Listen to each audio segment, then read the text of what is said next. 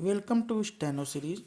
यहाँ आपको मिलते हैं 80 शब्द प्रति मिनट के हिंदी डिक्टेशन, जो आपके एग्ज़ाम उत्तर प्रदेश में होने वाले स्टेनो 333 और 1224 के लिए बहुत ही महत्वपूर्ण है। अभी हमारे किसी स्टूडेंट्स का मैंने कमेंट देखा, उन्होंने कहा कि आप सर 10 मिनट के या 15 मिनट के मैटर दीजिए जिनसे हमारी प्रैक्टिस हो सके। तो इतना लंबा मैटर तो डेली डाला जा सकता है, पर चूंकि आपका एग्ज़ाम 5 मिनट का है तो हम इसे 80 शब्द के हिसाब से सिर्फ 5 मिनट का ही रखना चाहते थे। पर चूंकि आपका अगर ऐसा सुझाव है तो हम उस पर ज़रूर अमल करते हैं। और आज से हम इसी डिक्टेशन में जो हम बोलने जा रहे हैं, इससे आपको एक पूरा पैराग्राफ जो कि 500 550 शब्द का होगा, जो मैटर 6 या 7 मिनट के आसपास का जाएगा, तो उससे लिखिए। तो ये जो डिक्टेशन है ये आपके एग्ज़ाम्स में भी बोले जाते हैं। कई बार मैंने सुना है कि उत्तर प्रदेश के एग्ज़ाम्स में पेपर हिंदुस्तान, अमर उजाला, दैनिक जागरण के भी मैटर बोले जाते हैं डिक्टेशन में। तो हम उसी तर्ज को फॉलो करते हुए हम एक ये पूरा पैरा ही बोलेंगे, जो 6 या 7 मिनट के आसपास का होगा, जिससे आपकी प्रैक्टिस अच्छी हो जाएगी और सारे शब्द भी आपको यहाँ मिलेंगे। तो डिक्टेशन स्टार्ट करते हैं 5 सेकंड बाद। स्टार्ट। भारतीय संसद में सियासी दलों के बीच बढ़ती तल्खी दुखद और चिंताजनक है। पक्ष और विपक्ष के बीच बढ़ती खींचतान के चलते बजट सत्र का समय बुरी तरह प्रभावित हो रहा है। सदन ठीक से न चल पाने के लिए दोनों पक्षों ने एक दूसरे को जिम्मेदार ठहराया है। संसद में हंगामा या गतिरोध 2 फरवरी से ही जारी है। तब विपक्ष के नेता राहुल गांधी ने धन्यवाद प्रस्ताव पर बहस के दौरान पूर्व सेना प्रमुख जनरल एम नरवणे के संस्मरण से उद्धरण देने का प्रयास किया था। सरकार की ओर से यह आपत्ति जताई गई कि एक अप्रकाशित पुस्तक का हवाला देना संसदीय नियमों का उल्लंघन है। चूंकि राहुल गांधी को चीन या राष्ट्रीय सुरक्षा पर बोलने नहीं दिया गया, तो लोकसभा में प्रधानमंत्री भी धन्यवाद भाषण पेश नहीं कर पाए।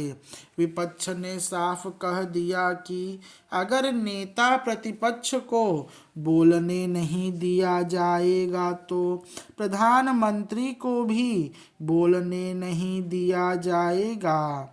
अब विपक्ष भारत अमेरिका अंतरिम व्यापार समझौते के ढांचे पर चर्चा चाहता है, तो क्या सरकार इसके लिए तैयार होगी?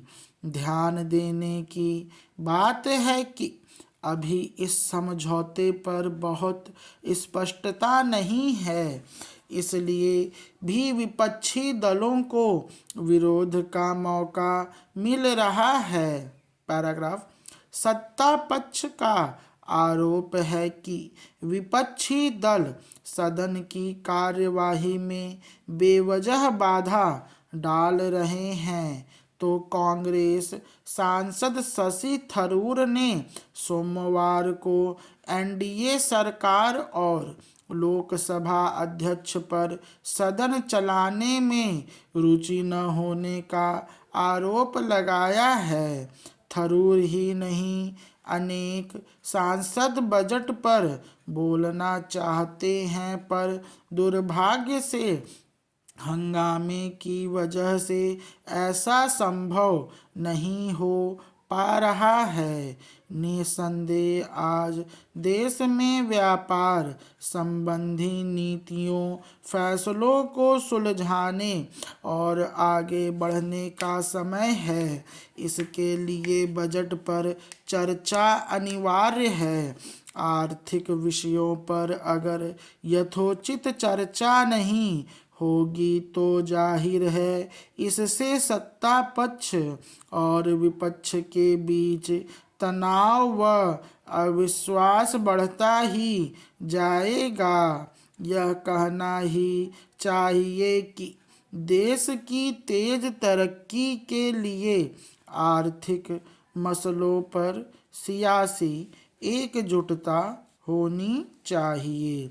जब किसी देश की पूरी सियासत मिलकर संपन्नता को लक्ष्य बनाती है तब अमेरिका और चीन जैसी कामयाबी हासिल होती है। विकसित देशों की सियासत को समझना और सीखना हमारे लिए ज़रूरी है।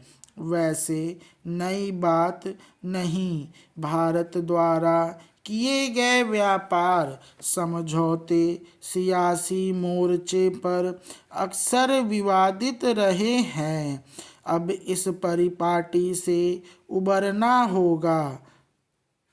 बहरहाल तलखी इतनी बढ़ गई है कि वर्तमान लोकसभा अध्यक्ष के खिलाफ अविश्वास प्रस्ताव की चर्चा चल रही है।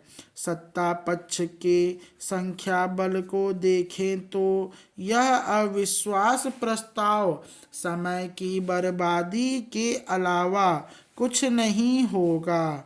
ध्यान रहे, लोकसभा में विपक्ष के नेता ने दावा किया है कि उन्होंने व्यक्तिगत रूप से आश्वासन दिया गया था कि बजट पर चर्चा शुरू होने से पहले सदन में कुछ मुद्दे उठाने की अनुमति दी जाएगी, पर ऐसा नहीं किया गया। हालांकि संसदीय कार्य मंत्री किरेन रिजिजू ने ऐसे किसी आश्वासन से इनकार किया है। अतः यह भ्रम बढ़ गया है कि कौन सही बोल रहा है और कौन गलत। ध्यान रहे, अमेरिका के साथ हुआ समझौता अंतरिम है, इसे अंतिम रूप दिया जाना है। अतः संसद में न सही संबंधित संसदीय समितियों में समझौते पर विस्तृत चर्चा होनी चाहिए।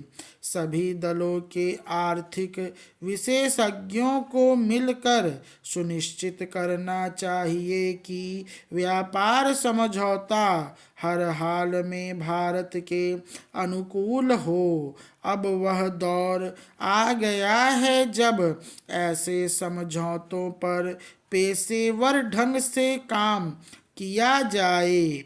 यहाँ जरूरत भारतीय राजनीति की नहीं, भारतीय रणनीति की है।